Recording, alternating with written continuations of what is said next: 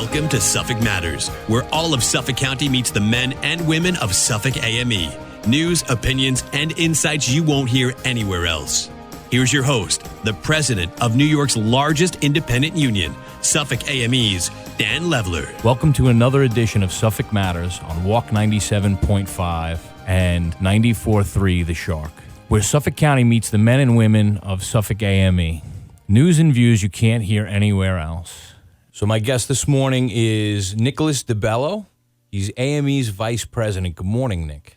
Good morning, Dan. It's been a little while since we had the opportunity to speak. Lots changed in the world. We've had, obviously, global health crisis. We've got financial concerns all over the place, all municipalities, basically worldwide, all facing the same issues. But you, like myself, represent frontline government workers. So I want to take the opportunity to talk to you a little bit in your experience. You deal with a lot of different people in a lot of different departments, and I just want to get into, first and foremost, how has this crisis been for you personally? This has been something unlike any of us have ever seen in our lives. From a personal perspective, just with having children that are school-aged and the ramifications of not being able to go in and get their education face-to-face. This distance learning has been ridiculously tough. And then obviously with the jobs that we have, it's not a 35-hour work week or a 40-hour work week. We're working, it could be up to 100 hours per week on any given week. And with COVID going on and how different departments are handling things from place to place and often so vastly different, we've been in a lot of contact with members, and it's been a little draining, but rewarding because we're seeing a lot of successes. Sure. And, our roles differ a little bit in that, it's my job to deal with the, the top level administration in Suffolk County, what you would call, the county executive and his team. And we sit and we talk and we go over, how are we going to handle shutting down? How are we going to handle ramping back up? And we have exhaustive conversations to make sure that we've considered every angle. And we always leave those conversations, one, agreeing that we did the best we could with the information we had, and two, we all have the same expectation. There's going to be things we didn't think about, and we know we have to circle back and keep working these issues. But how have you found implementation, right? So someone like me and the county executives team sits down, and we figure out, shutting down procedures, reopening procedures, whatever it may be. How do you find... the folks that you deal with are, that's the rubber hitting the road, so to speak. So talking heads sit in a room, think about things, discuss them, come to some form of agreement. But then how do they actually get implemented? What's your experience there? You find some areas that are good, some areas that maybe have problems. What's... Well, I think, being liaison to the DSS members and the various centers they have at the onset of this virus, I think with everybody learning from day to day what's going on, the CDC one day says wearing masks are good, the next day they're not good. So there was that confusion even coming from above. I found that earlier on with the centers where we have our examiners working, they do undercare, they provide housing benefits, food stamp benefits. They literally provide the services for the members of this community who don't have that kind of employment where they can gainfully provide for themselves. Right. So it's essential. And our members at those centers, especially who provide the services just mentioned, they've been working every day during this pandemic. At the onset, there were problems. Masks and sanitizers were provided possibly from on the levels that you were just referencing earlier, to maybe managers at the buildings, and maybe the communications there broke down a little bit, just setting the expectations for the members at the office. Hey, I've got masks, I've got gloves, I've got sanitizer, they're in my office. So there was a lot of back and forth between myself, members, and in that department, speaking with the center managers or sometimes speaking with the commissioner herself or her team to ensure that the supplies were provided. I feel that it's a little bit more fluid now. The situation's been ongoing enough where management should understand how to deliver these PPE products to their members to keep them safe. And now we're focused on the next step, of safety. I know a lot of the buildings are looking at putting up plexiglass, which I think will help not just during this pandemic, but just in general with illness. Flu season comes around every so often every year. So just in general, I think that'll help out. So we're making strides. It's a day at a time. It's also reconditioning ourselves. I mean, I lived 40 years on this earth, and I'd never had to wear a mask. Now I've got to learn when's the appropriate time to wear it, who can I go near, how long I could be near them, if they should be wearing a mask, asking them the questions, where have you been? If we're good like that, it's the whole world has changed, and the way we treat each other has changed so drastically. Sure. And, a thing with a health crisis of this magnitude, they don't happen very often.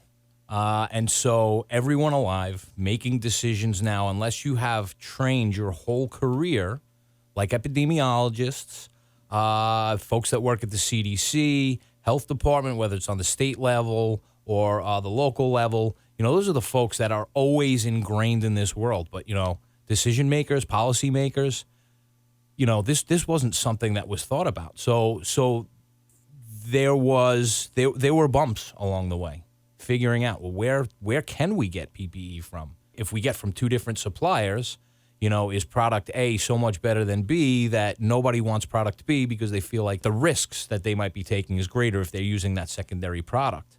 So there tons of little road bumps along the way. And then obviously supply and demand going crazy and manufacturing having to repurpose what they were doing, whereas they were, maybe making a different product. And now all of a sudden everybody needs gloves. Everybody needs masks.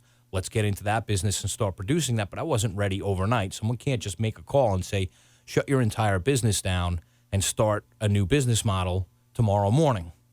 And the same goes with government. I mean, government is absolutely essential frontline. You talk about the services that our members provide, and when you talk specifically the Department of Social Services, if we look at the example of the Department of Labor, at the onset of COVID, I think within that first month and a half or so, when you do the look back to last year, you had about 1,000 cases of people needing help from the Department of Labor to find employment. We were over 50,000 that same time period this year. Those numbers have continued to grow because more and more things stayed shut down. More things have closed permanently. There are other industries that are kicking back up. There are some people that are, they're more than happy that what they're getting on, the federal stimulus level.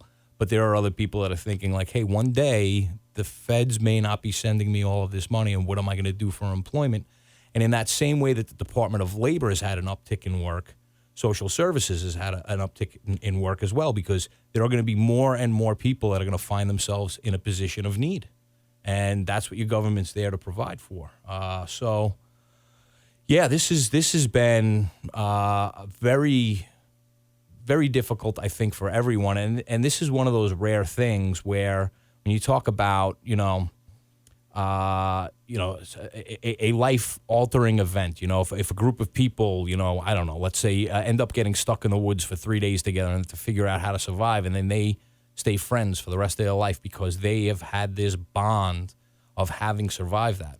That's happened globally. Everybody is surviving this. So in some ways, I hope that maybe as a people, we can bring ourselves closer together, see each other as friends, family, neighbors, like our members do when they do their job and when they deal with the public and they see themselves in the people that they represent. I think one of the things I've been trying to really hone home with our membership is you're literally heroes. Back in the day, we grow up and you look at teachers, you look at law enforcement. Those were always those jobs that everybody looked up to, very proud of, wanted to be, strive for. All the while, the members in these titles who are doing these jobs for AME to make the county run are truly the heroes in all of this. I mean, you look at guys from Vector. Generally speaking, they keep our shoreline safe. They keep anywhere where there might be rodents or mosquitoes, and they're taking care of those problems.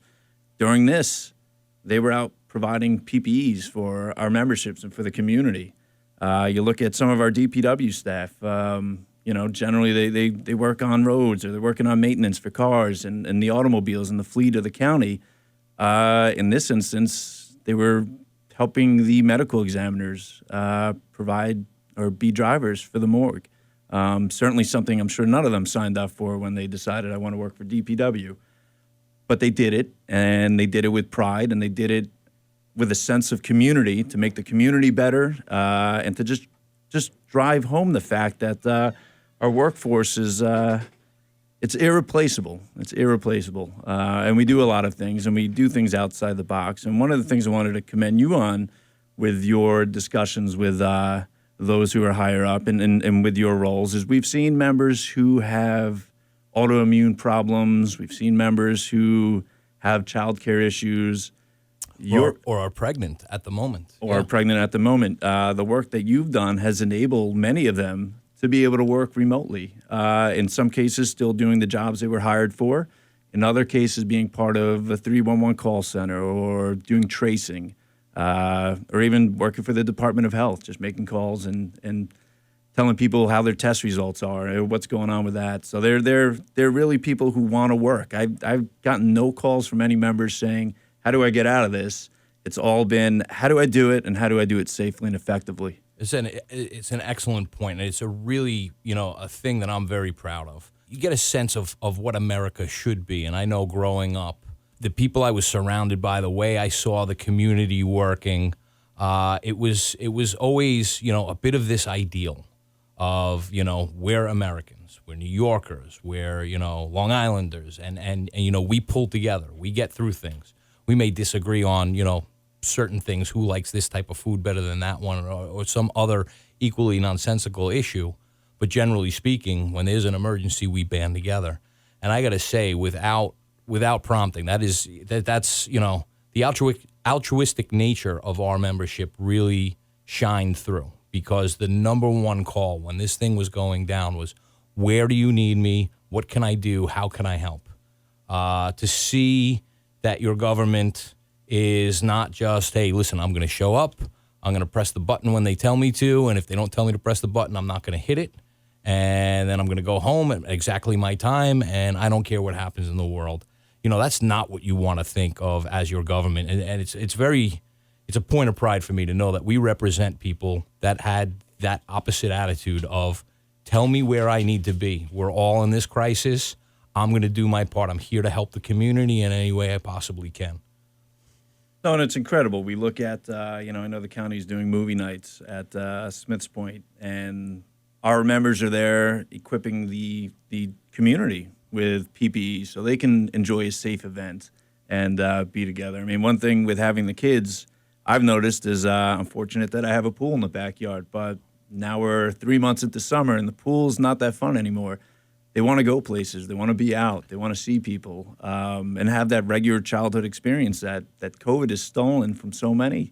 So knowing that our workers are keeping those places safe and that is a possibility for me to take them out and partake in the events that the community's the county's trying to run, I think that's fantastic. And to know that it's our workforce that's making that possible. It's our guys who have coordinated those evenings. It's our guys who provide the supplies at those evenings, who help you decide where you're going to park on those evenings. They literally do everything to make those events go fluidly, and that's incredible because those guys didn't sign up for that either. Right. And not to mention, everybody on some level had some degree of fear of the unknown when this virus started, and then New York became an epicenter, and it was very clear that we were taking a lot of risk in going out and doing things and interacting with people, because people who appeared perfectly safe could be carrying the virus, and you could bring that back to your family, and that could in turn pass its way around to somebody that was vulnerable enough, whereas if you didn't interact with everybody and you essentially hid in your house, so to speak, that was the safest course of action. But our members, regardless of job titles, their attitude was, where do you need me? I know I'm putting my life, and again, I've said a couple of times, but to know COVID and what it is, to fear it, and there is no bravery without first feeling fear. And our members were very brave right from the onset. Where do you need me? What can I do? So, and my guest this morning, just to remind you, is Nicholas De Bello, who is AME Vice President.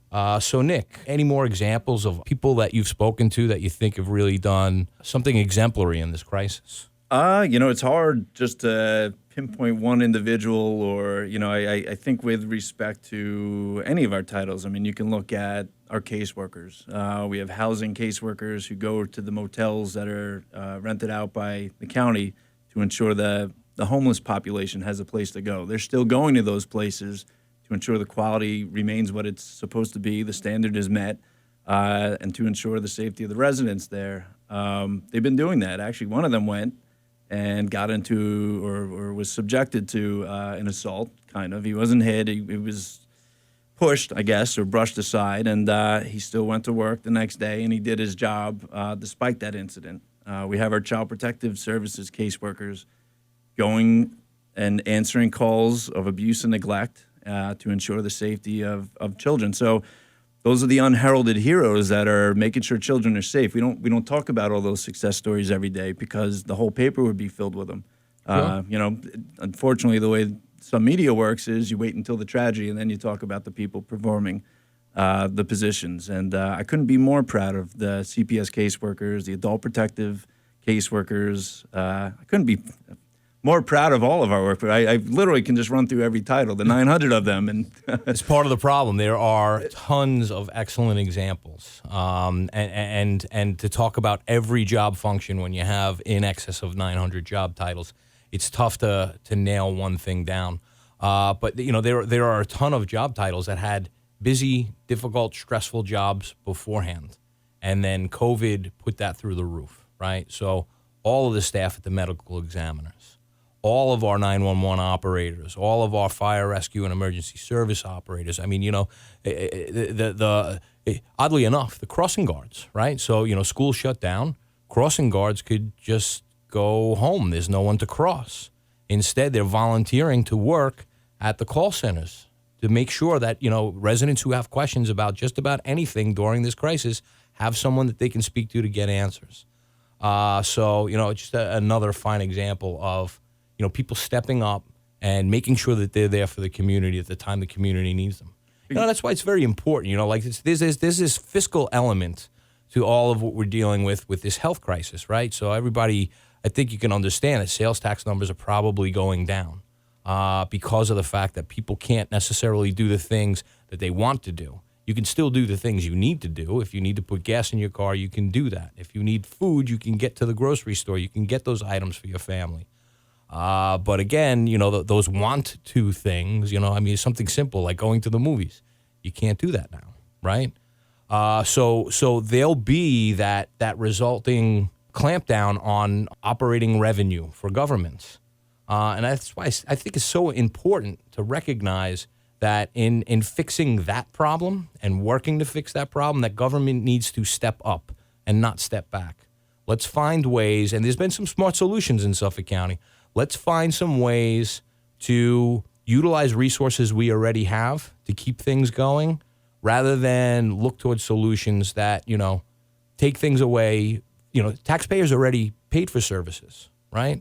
And to take those services away from them, to reduce the amount that government can do in a crisis like this, I think is exactly the wrong move. Absolutely.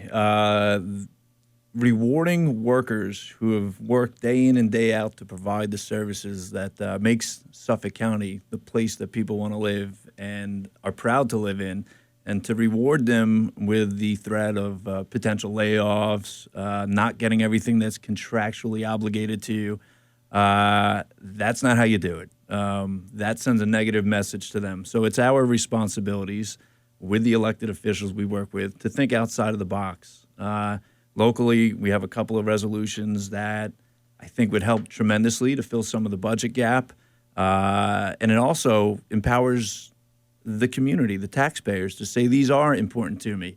Not allowing them to have that voice to me is draconian at best, sure, especially at times of need like this, whereas you referenced earlier, community should be coming together.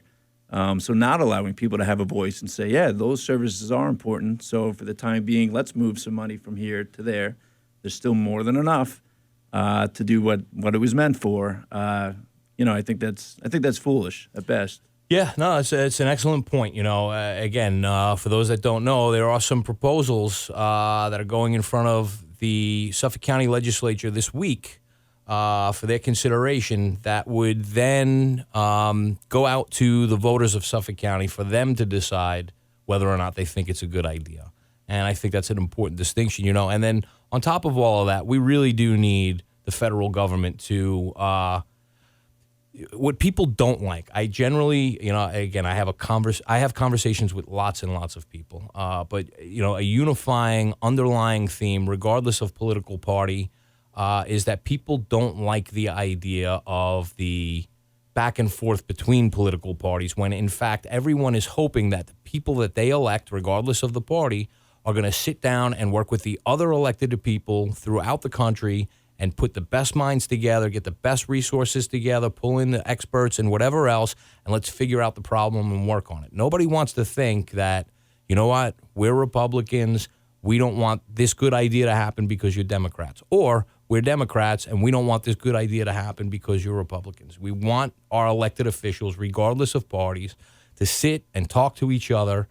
There should be ideological differences, right? There are different walks of life. There are different philosophies in this world. There's going to be differences. That's okay. But sit down, work through the problems, and very importantly, get aid back to the different states that need it. In Suffolk County, we send billions of dollars a year that doesn't come back to us.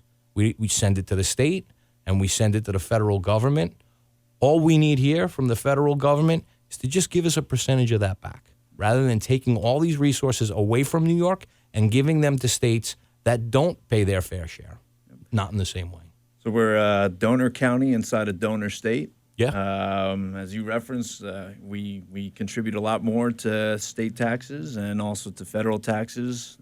These things aren't returned. And sadly enough, I think if it weren't for maybe Florida getting hit up as badly as it has been, with Texas getting hit up as badly as it has been, I don't necessarily know that the federal relief would have came in. But now that they're seeing that this impact isn't just a blue state kind of issue, it's right. An everywhere issue, we need help. Our members need help. The community needs help. And I think one of the things that's really incredible, and with working across the aisle, our political action committee has been working hard this week, screening legislators, assemblymen, senators, and assemblymen. And one of the things that we want to hear is the ability to go across the aisle, get things done. I don't want to hear that a Republican with the best idea isn't able to enable it. I want to hear that they're able to work with somebody that's in the majority, have them help carry the water, so to speak, and help them get a bill passed, regardless of who takes credit for it. Best ideas should always win out. Shouldn't matter where it comes from. Exactly. And it's kind of how we operate inside of what we do.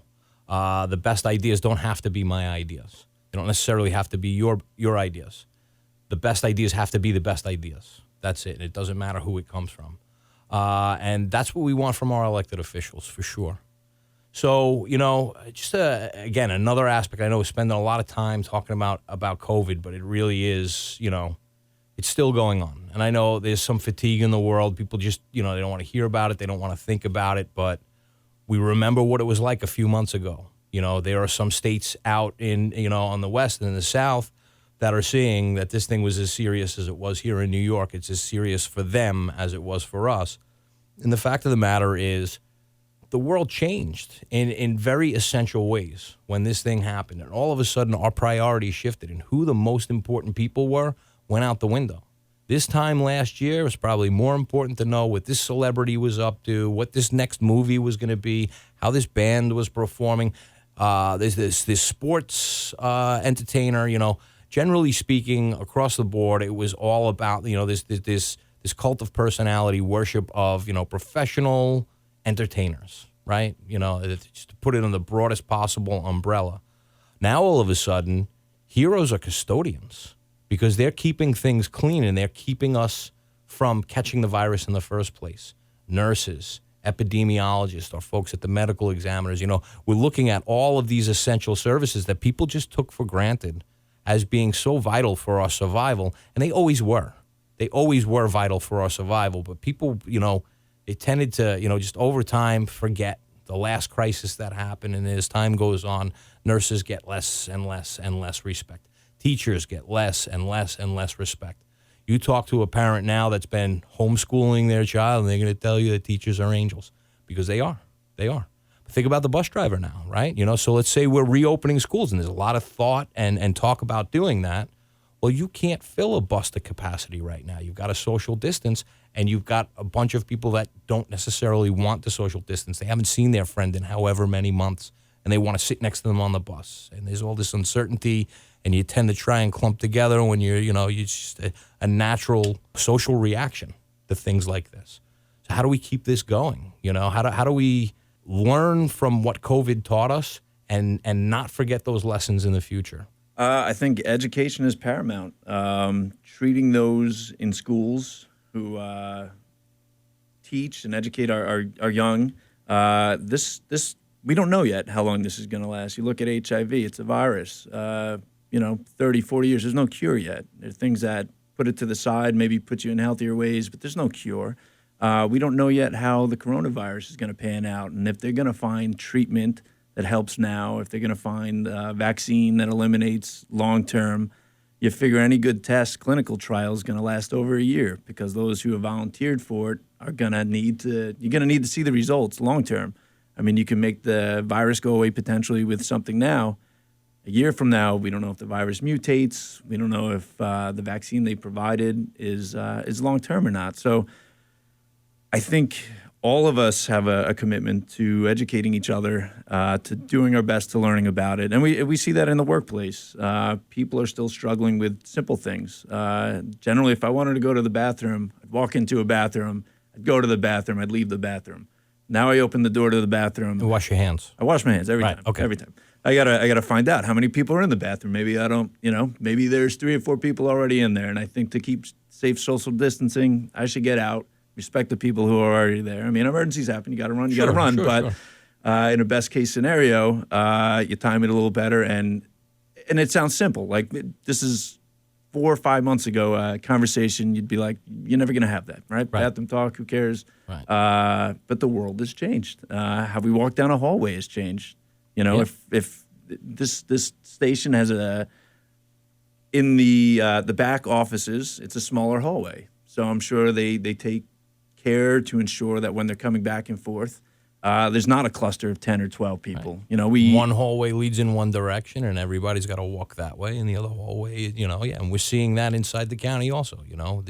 If you're using this hallway, you have to head in this direction. You can't come back this way. You've got to go around to the other hallway, And communication's so key. I mean, if somebody forgets to walk by you with a mask on, it's all right to say, hey, make a little facial gesture, say, hey, where's the mask? Where's the mask? Or if they come to your desk, a lot of our examiners, they pass paperwork around a lot. They have their quality control examiner 2s that need to review what the examiner 1s do.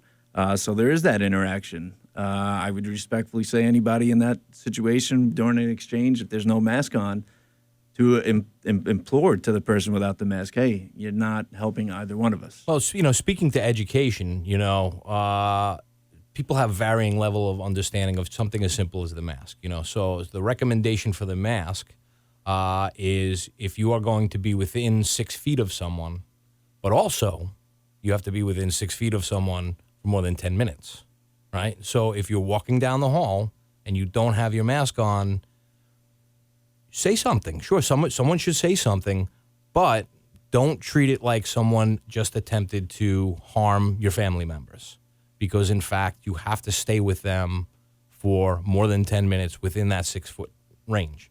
Don't take any risks. That's it. Wear your mask, right? But also, respond appropriately. Remember when the shutdown first happened and some of the craziness that you would see in stores. And almost hilariously, at one point, I can remember myself going to a store, toilet paper gone, paper towels gone, every form of that product, hand sanitizer, alcohol-based hand sanitizers, completely gone. At that point in time, the CDC was saying, wash your hands. That's the most important thing you can do, and it still remains very important. Soap for days. You can get soap anywhere you want. Absolutely. But people got aggressive with each other. Like, this is the last roll of toilet paper, and I will snatch it out of, someone else's hand. And they were, you could still find videos all over the place of the altercations that were happening. Be reasonable in your approach with people. Let them know, like, listen, for my safety and for your safety, can you please wear a mask?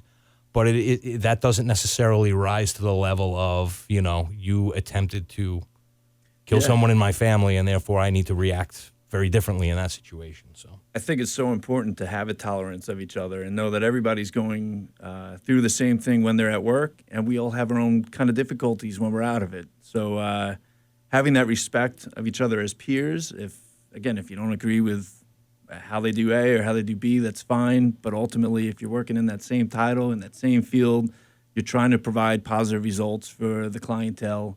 There's your commonality. Get through the workday, keep each other safe, and respect each other. Right. I just wanted to commend this team, Dan, on your 100th show that recently just came and went. This has been an incredible platform to introduce to the community what our workforce does for everybody. And I just wanted to say thanks to your team. I know it's not easy to come up with original content from week to week.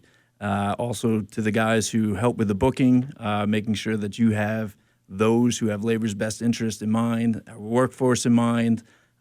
Just incredible what you've been able to accomplish. So here's to another 100 episodes. Nick, I want to thank you for joining me today. I'll express on your behalf and my behalf, on behalf of all of our membership, we want to thank all of the essential and frontline workers in any job, anywhere, across Suffolk County, state of New York, United States of America, and the world.